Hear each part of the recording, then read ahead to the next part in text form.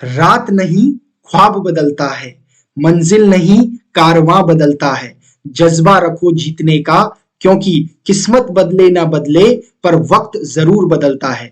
जय हिंद मेरे प्यारे बच्चों, स्वागत है आपका उत्कृष्ट डिफेंस एकेडमी में।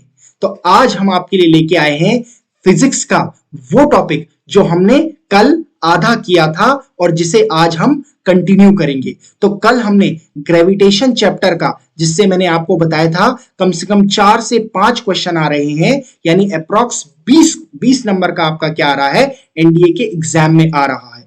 उसके ही हम और ऐसे एमसीक्यूज आपके लिए लेके आए हैं जो आपके एनडीए 2023 के एग्जाम में बहुत ज्यादा आपको फायदा देंगे और आपके वो कंसेप्ट्स क्लियर करेंगे जो अभी तक शायद कंफ्यूजन में चल रहे होंगे। ये क्वेश्चंस बच्चों देखिए बहुत सिलेक्टिव क्वेश्चंस है जो आपके एनडीए के एग्जाम में आने की पॉसिबिलिटी 101% है।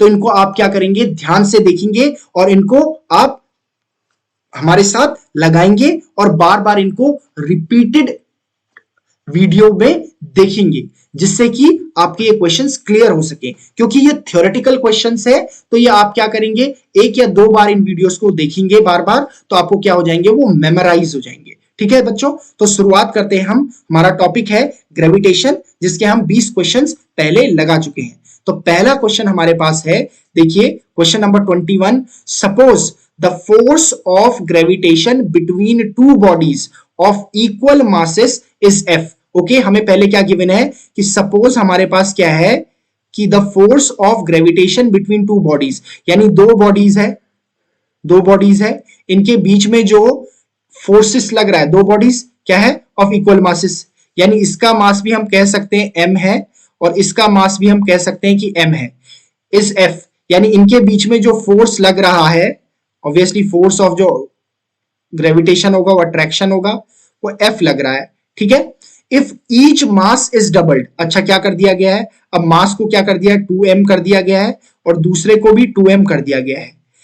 Doubled keeping the distance of separation between them unchanged, अच्छा जो इनके बीच में r सेपरेशन है उसे चेंज नहीं किया गया है, सिर्फ मासेस को ट्वाइस कर दिया गया है। तो नया फोर्स क्या होगा, देखो हमारे पास, तो देखो पहले जो इनिशियली फोर्स रहा होगा F is equals to G capital M, देखो M इंटू M रहा होगा अपॉन आपके पास क्या होगा, R स्क्वायर रहा होगा।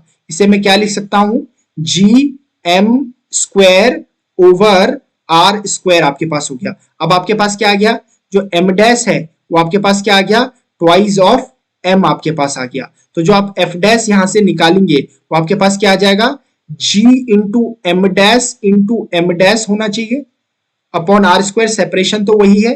ठीक है, ये आपके पास हो जाएगा G M डैश, आपके पास 2M है, ये M डैश भी 2M है, तो आपके पास क्या हो जाएगा, 4M हो जाएगा आपके पास, अपॉन 4M स्क्वायर आ जाएगा आपके पास, अपॉन R स्क्वायर हो जाएगा। इसे मैं क्या लिख सकता हूं, इसे लिख सकता हूं 4GM square over R square. You can see that कि ये जो GM square upon R square है यही आपका क्या है, F है। तो you can write this F dash as 4 times of F।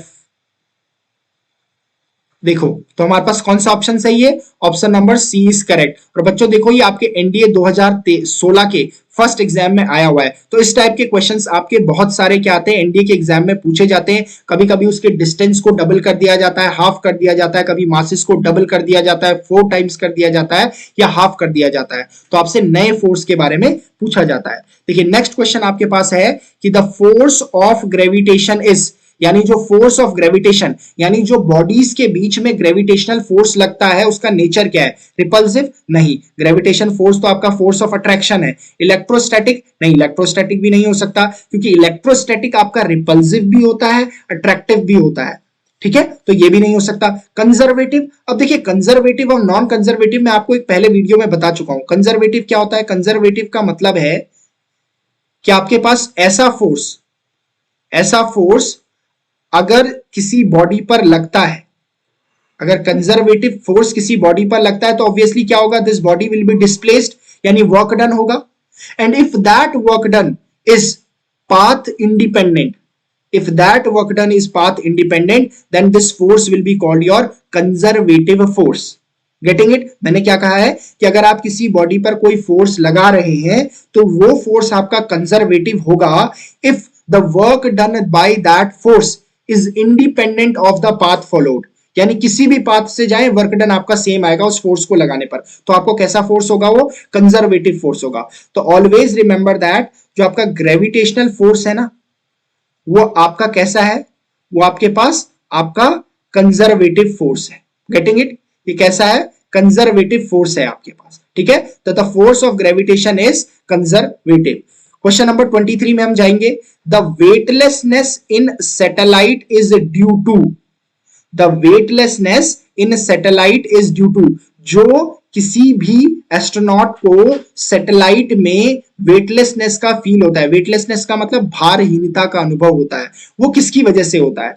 Zero gravitational acceleration, zero acceleration, zero mass, none of these. देखो मास तो होगा ही वहां पर बॉडी का, तो ये तो कैंसिल आउट हो जाएगा। जीरो एसिलरेशन, देखो जो आपके पास वहां पे हम बात करते हैं ना, जब हमारे पास वेट क्या होता है, weight W is equal to हमारे पास mg होता है। देखो मास तो कुछ ना कुछ बॉडी का होगा ही, तो आपके पास ये जो g है इसकी वैल्यू जीरो हो रही होगी, इसकी वैल्यू जीरो हो रही होगी, तभी आपका वेट क्या आ रहा है? जीरो आ रहा है, तभी कंडीशन बन रही है वेटलेसनेस की। तो आपके पास क्या होगा? जीरो ग्रेविटेशनल एसिलरेशन होगा सैटेलाइट में, तभी वेटलेसनेस की कंडीशन आएगी। तो option number A will be correct. Now question number 24 की तरफ को हम जाते हैं।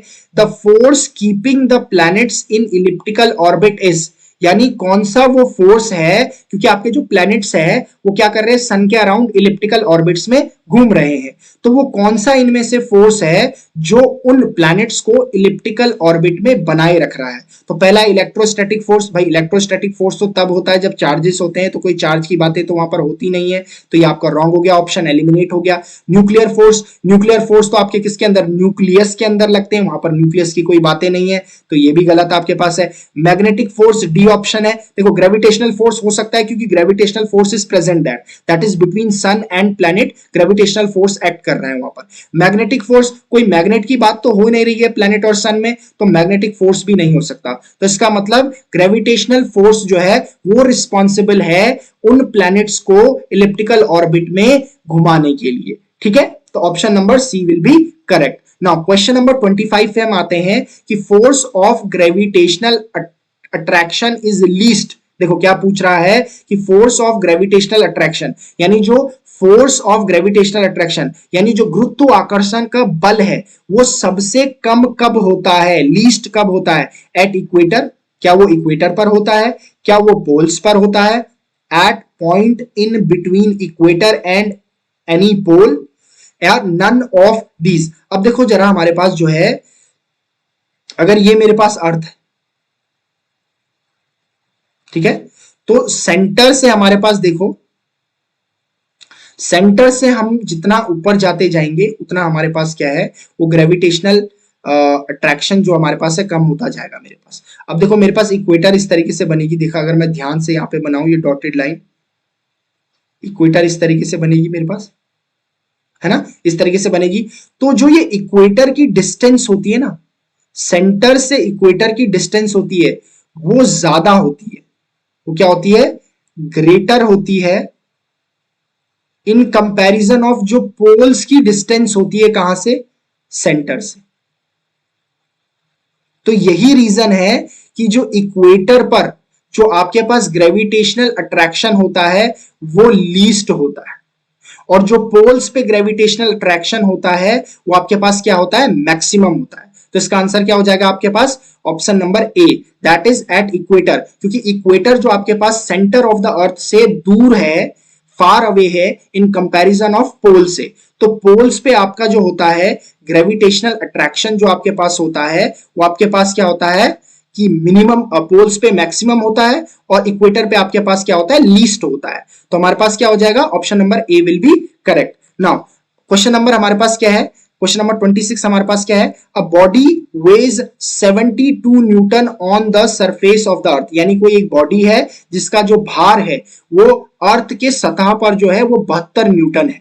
ठीक है, what is the gravitational force on it due to earth at a height equal to half the radius of the earth from the surface, यानी surface से जितनी अर्थ की रेडियस है उतनी उसके आधे पे क्या है कि आपका उसका वेट क्या होगा, ऐसा पूछा जा रहा है। क्या किया जा रहा है, आपका ऑब्जेक्ट को क्या किया जा रहा है, अर्थ के सरफेस से कितने ऊपर ले जाया जा रहा है, कितनी हाइट तक ले जा रहा है, जितनी उसकी रेडियस है उसके आधे पे ले जाया जा रहा है। तो आपके पास क्या होगा कि आपके पास उसका वेट क्या होगा, यानी बेसिकली हमें क्या दे रखा है, हमें गिवन क्या है, हमें mg जो गिवन है, नॉर्मली जो हमें mg गिवन है अर्थ सरफेस पर वो 72 न्यूटन गिवन है। ठीक है, सबसे पहले देखो ऑब्वियसली मास तो चेंज नहीं होगा अगर आप हाइट पे उसे ले जाओगे तो ऑब्जेक्ट को, आपका जी की वैल्यू ही चेंज होगी जो कि कम होती है। अगर आप क्या करते हो, एल्टीट्यूड में जाते हो या डेप्थ में जाते हो तो आपकी जी की वैल्यू कम होती है, तो आप वो पहले वो जी की वैल्यू निकाल लो। तो आपके पास यहाँ पर जी डैश का जो फॉर्मूला होता है वो आपके पास होता है G dash is equal to G R square upon आपके पास हो गया आर प्लस एच का होल स्क्वायर हो गया। ठीक है, अब मैं वैल्यूज रख देता हूं यहां पर, ये मेरे पास आ जाएगा G R square whole upon R plus H की वैल्यू क्या दे रखी है, आर बाई 2 दे रखी है का होल स्क्वायर। अच्छा मैं इसे और कैलकुलेट करूंगा तो ये मेरे पास कुछ ऐसा आ जाएगा कि जी आर स्क्वायर अपॉन ये मेरे पास ऐसा कुछ आ जाएगा कि 3r ओवर 2 का होल स्क्वायर मेरे पास आ जाएगा। इसे अगर मैं कैलकुलेट करूंगा, देखो आगे कैलकुलेशन करूंगा तो जी डैश इज इक्वल टू आपके पास क्या आ जाएगा, ये आ जाएगा G R square multiplied by आपके पास क्या आ जाएगा 4/9 आर स्क्वायर आ जाएगा। तो आर स्क्वायर से आर स्क्वायर कैंसिल हो जाएगा तो आपके पास वैल्यू आ जाएगी 4/9 इंटू जी आपके पास हो जाएगा, यानी जी डैश की वैल्यू होगी 4/9 इंटू जी हो गई। अच्छा अगर मैं डब्ल्यू डैश निकालूं, अब वेट निकालूं इस हाइट पर तो आ जाएगा मेरे पास एम जी डैश आ जाएगा। ठीक है, अब मेरे पास क्या है m इंटू जी डैश की वैल्यू क्या है 4/9 इंटू जी आपके पास है। ठीक है, ये मेरे पास क्या आ जाएगा, इसे मैं क्या लिख सकता हूं, इसे लिखा जा सकता है 4/9 इंटू एम जी। अच्छा एम जी की वैल्यू अभी अभी हमने देखी है, क्या देखी है 4/9 इंटू एम जी की वैल्यू देखो क्या है हमारे पास 72 है, इसे लिखेंगे 72 आपके पास। अच्छा ये कैंसिल आउट हो जाएगी हमारे पास 9 8 टाइम्स कैंसिल आउट हो जाएगी और आपके पास क्या आ जाएगा 8 4 जार 32 न्यूटन। इसका मतलब है एट एच हाइट जो कि आपके पास r बाई 2 है, वहां पर आपके पास क्या वेट हो जाएगा बॉडी का, आपके पास वेट जो हो जाएगा वो 32 Newton. That is option number D will be correct option. ठीक है, क्वेश्चन नंबर 27 में हम जाते हैं, क्या पूछ रहा है, a body has a free fall from a height of 20 metre. अच्छा 20 मीटर की हाइट से कोई बॉडी फ्री फॉल कर रही है, यानी ग्रेविटी के प्रेजेंट में फॉल कर रही है।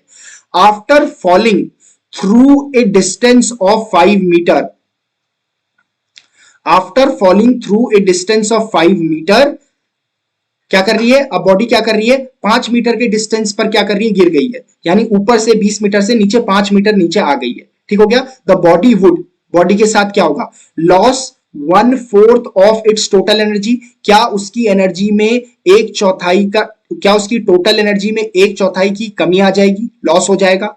Loss 1/4 of its potential energy, क्या उसकी पोटेंशियल एनर्जी में एक चौथाई का लॉस आ जाएगा।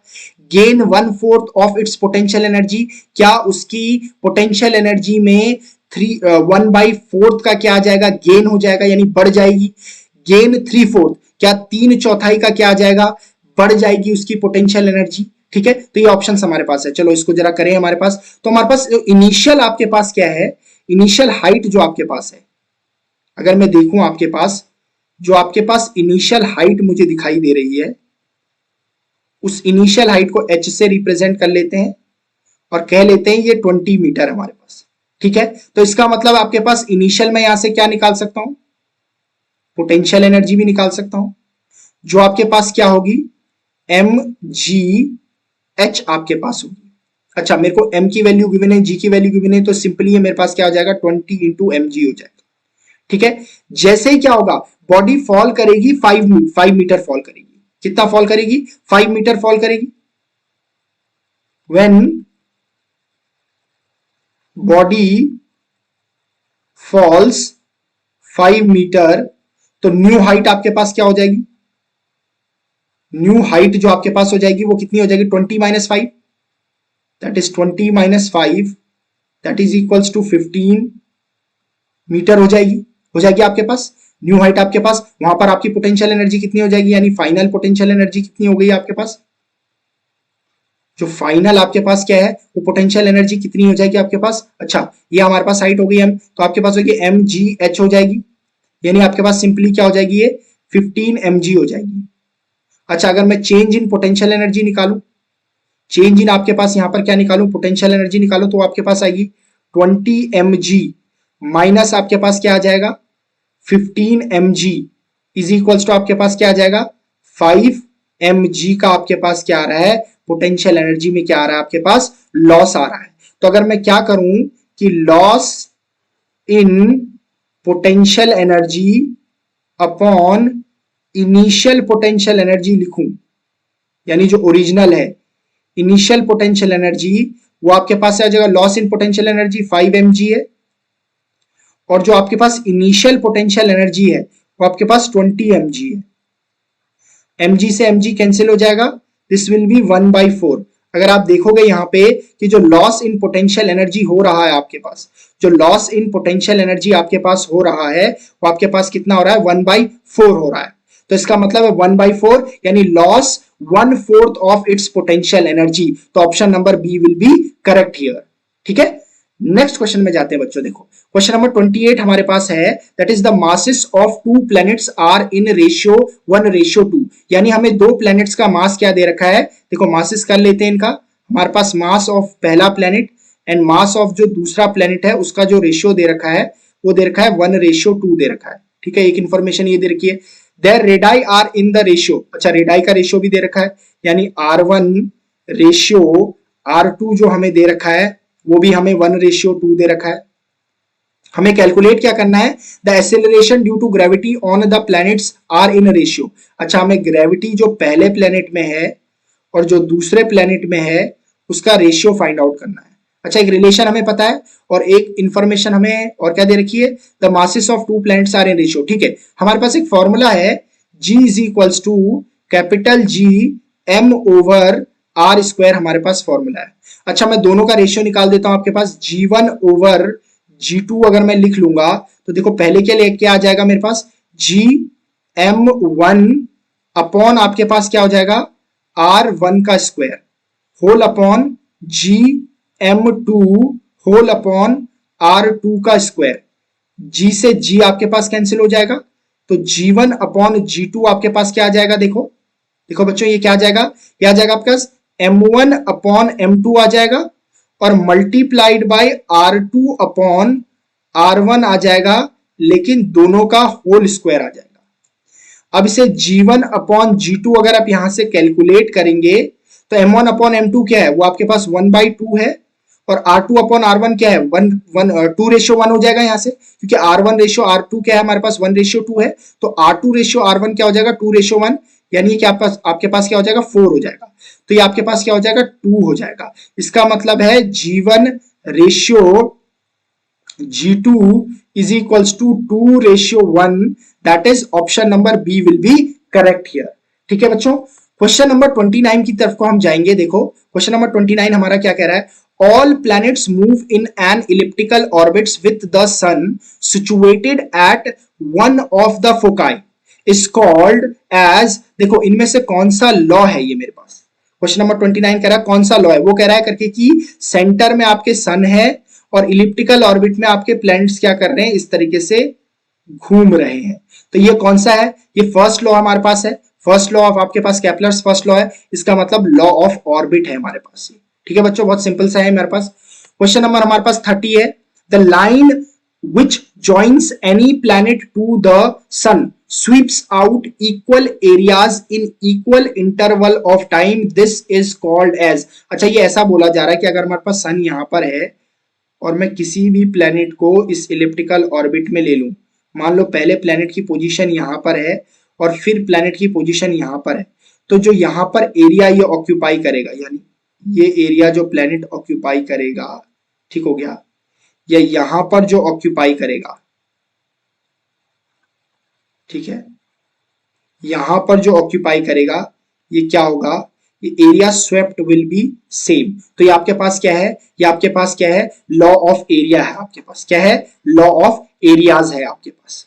क्वेश्चन नंबर आपके पास क्या है 31 है, ये क्या कह रहा है, the square of the time period, यानी square of the time period of revolution of a planet, यानी प्लैनेट के टाइम पीरियड का जो स्क्वायर है is proportional to the cube, is proportional to the cube of semi major axis. Semi major axis को A से represent करते हैं हमारे पास, तो cube of semi major axis of the ellipse traced out by the planet, this is called, यानी ये equation बन रही है और ये मेरे पास क्या है कि केपलर्स मेरे पास थर्ड लॉ है जिसे लॉ ऑफ पीरियड्स आप कहते हो, तो ये आपके पास option number B is correct. Question number 32 आप देखेंगे तो क्या पूछ रहा है, the gravitational force is, gravitational force कैसा है, अट्रैक्टिव, बिल्कुल अट्रैक्टिव है, सेंट्रल, बिल्कुल सेंट्रल है। देखो सेंट्रल फोर्सेस क्या होते हैं बच्चे, देखो बच्चों सेंट्रल फोर्सेस क्या होता है, अगर मेरे पास दो मासेस यहाँ पर है, ये दो मासेस के बीच में कैसा फोर्स लग रहा है, फोर्स ऑफ अट्रैक्शन लगता है मेरे पास। अच्छा सेंट्रल फोर्सेस वो फोर्सेस होते हैं जो दो बॉडीज के बीच लग रहे होते हैं और उन फोर्सेस की जो डायरेक्शन होती है वो along the line joining the two bodies होती है। देखो इन दोनों को जो ज्वाइन कर रही है ना लाइन, उन्हीं के अलोंग क्या लग रहा है, ये फोर्स ऑफ अट्रैक्शन लग रहा है, यानी ये ग्रेविटेशनल फोर्स लग रहा है, इसीलिए ये कैसा है, सेंट्रल फोर्स भी है, अट्रैक्टिव तो है ही, सेंट्रल फोर्स भी है। तो इसका मतलब है option number A and option number B, यानी both A and B are correct here, तो option number C will be your correct answer. Now question number 33 अगर हम देखेंगे, क्वेश्चन नंबर 33 में क्या कह रहा है, while considering motion of an object under the gravitational force of another object which of the following quantities are conserved. ठीक हो गया, while considering the motion of an object under the gravity, अच्छा किसी ऑब्जेक्ट के motion को हम क्या कर रहे हैं, स्टडी कर रहे हैं, किसके अंडर, ग्रेविटेशनल फोर्स के अंडर, यानी ग्रेविटेशनल फोर्स की वजह से क्या लग रहा है, आपके पास क्या लग रहा है, उस बॉडी में क्या हो रहा है कि मोशन हो रहा है। तो कौन सी चीज, कौन सी क्वांटिटी यहां पे कंजर्व रहेगी, क्या एंगुलर मोमेंटम कंजर्व रहेगी, क्या टोटल मैकेनिकल एनर्जी कंजर्व रहेगी, क्या लीनियर मोमेंटम कंजर्व रहेगा, या बोथ ए एंड बी। बच्चों मैंने आपसे पहले भी बताया था, एक क्वेश्चन मैंने आपको इससे पहले वाले वीडियो में कराया था कि एंगुलर मोमेंटम कंजर्व रहता है केपलर्स लॉ में, तो यहां पर भी एंगुलर मोमेंटम कंजर्व रहेगा। और एनर्जी का वायलेशन, कंजर्वेशन ऑफ एनर्जी का वायलेशन तो कभी नहीं होता है, तो आपके पास मैकेनिकल एनर्जी का मतलब है कि जो सम ऑफ पोटेंशियल एनर्जी और काइनेटिक एनर्जी वो कंजर्व रहेगा, वो हर एक मोशन में रहता है। तो इसका मतलब ए और बी आपके दोनों क्या है, यहां पर कंजर्व्ड है। लीनियर मोमेंटम यहां पर कंजर्व्ड नहीं रहता है, क्योंकि आपके पास क्या होगा, जो ग्रेविटेशनल फोर्स आपका क्या कराएगा, मोशन कराएगा, उसमें आपकी वेलोसिटी बार बार चेंज होगी, जिसकी वजह से लीनियर मोमेंटम आपका चेंज होगा। इसका मतलब option D is correct, that is both A and B. Question number 34 अगर हम देखेंगे, an astronaut experiences weightlessness in a space satellite because, ठीक है, एक एस्ट्रोनॉट जो है वो किसी स्पेस सैटेलाइट में भारहीनता का अनुभव करता है, उसका कारण क्या है। तो पहला ए है, both astronaut and satellite are in free fall towards the earth, बिल्कुल इसे कह सकते हैं। देखो फ्री फॉल होने का मतलब है जी की वैल्यू का जीरो होना, और जहां जी की वैल्यू जीरो हो गई वहां वेट जीरो हो गया, जहां वेट जीरो हो गया वहां वेटलेसनेस की कंडीशन आ गई, तो मेरे लिए तो ऑप्शन ए ही करेक्ट है। दूसरा बोल रहा है कि both astronaut and satellite are not in a free fall towards the earth, नहीं ऐसा हो ही नहीं सकता है, ठीक है। तो option number A will be correct, that जो दोनों एस्ट्रोनॉट और सैटेलाइट होंगे वो फ्री फॉल कर रहे होंगे। फ्री फॉल करने का मतलब है कि जी की वैल्यू जीरो होगी तो डब्ल्यू की वैल्यू भी क्या हो जाएगी, आपके पास जीरो हो जाएगी, यानी वेट जीरो हो जाएगा, तो वेटलेसनेस की कंडीशन आ जाएगी। ठीक है बच्चों, ये आपका बच्चों लास्ट क्वेश्चन है इस सीरीज का, देखो आपके पास ग्रेविटेशनल सीरीज का। तो क्वेश्चन नंबर 35 आपके पास है, the distance between two masses is doubled, ठीक हो गया, the distance between two masses is doubled, what happens to the gravitational force between them. Gravitational force क्या होता है, F is equal to G capital M small m over r square है।